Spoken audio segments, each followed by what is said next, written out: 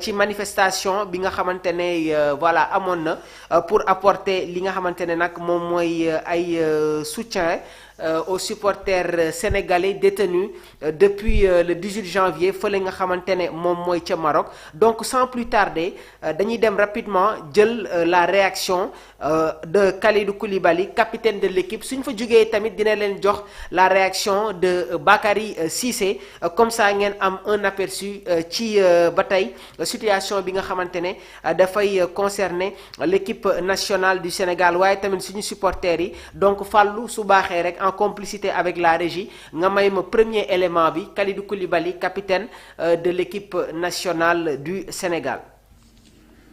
Mes chers supporters, mes frères guindés, depuis le premier jour de cette affaire, nous, joueurs de l'équipe nationale et le coach, avons été profondément touchés. Humainement, fraternellement, nous avons été sensibles à votre situation dès les premières heures. Si nous avons gardé le silence publiquement, ce n'était ni par distance, ni par indifférence. Bien au contraire. Nous avons choisi la responsabilité. Nous avons estimé que face à une procédure judiciaire en cours, il était essentiel de laisser l'État du Sénégal, nos autorités et les instances compétentes mener les démarches nécessaires devant les tribunaux, sans que nos prises de parole et nos actions ne puissent même involontairement interférer négativement. Nous ne voulions pas politiser votre situation. Nous ne voulions pas médiatiser davantage une affaire déjà sensible. Et surtout, nous ne voulions pas prendre la lumière dans un combat qui n'avait qu'un seul objectif commun, votre libération. Notre rôle, nous l'avons compris avec lucidité. Agir avec discrétion, échanger en privé, soutenir les démarches, rester unis, faire confiance aux canaux diplomatiques et juridiques. Parfois, la retenue est une forme de force. Sachez-le, pas un instant nous vous avons oublié. En ce mois béni du Ramadan, famille, votre épreuve est aussi la nôtre. Chaque victoire, chaque rassemblement, chaque moment sous le maillot national a été accompagné d'une pensée pour vous.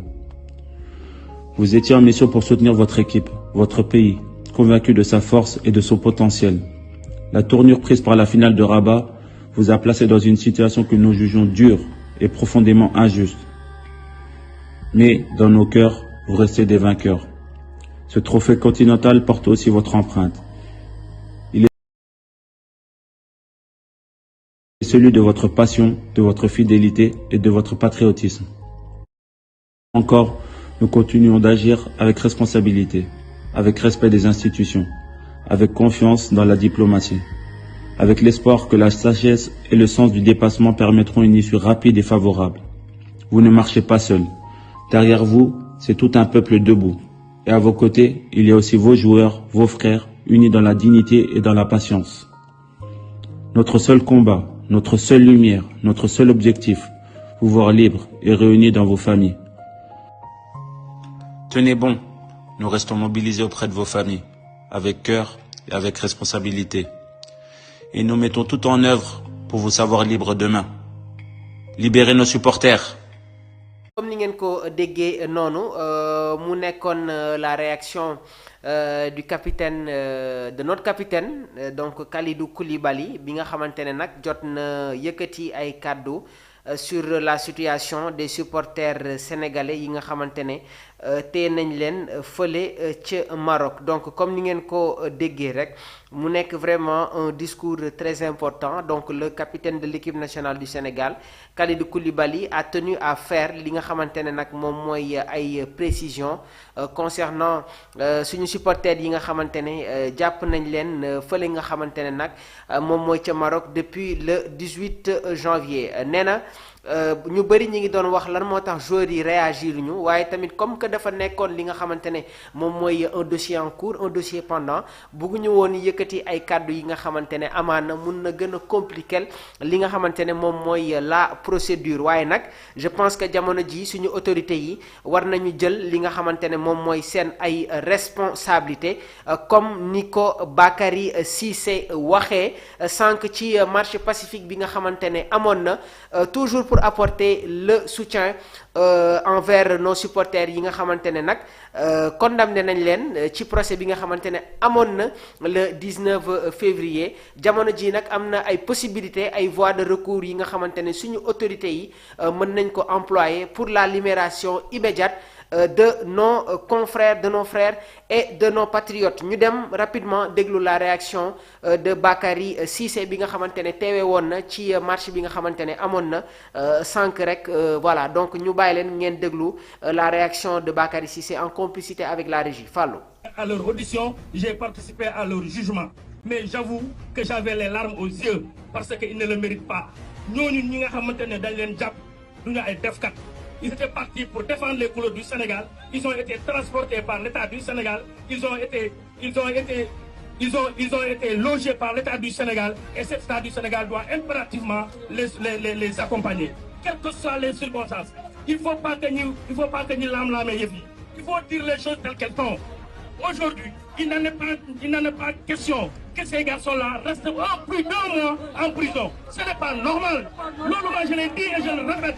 Donc, aujourd'hui, je vais terminer pour vous faire comprendre que moi, je le sais et vous le savez tous, qu'entre les supporters sénégalais et l'équipe nationale du Sénégal, c'est une histoire d'amour qui existe. Ça depuis le temps immémoriaux. Ça veut dire quoi? C'est comme si un jeune époux disait à son épouse, tu es l'onde qui étanchement soif irréel, l'endroit où l'idéal se confond au réel, pour donner à ma vie une saveur lyrique. Merci beaucoup.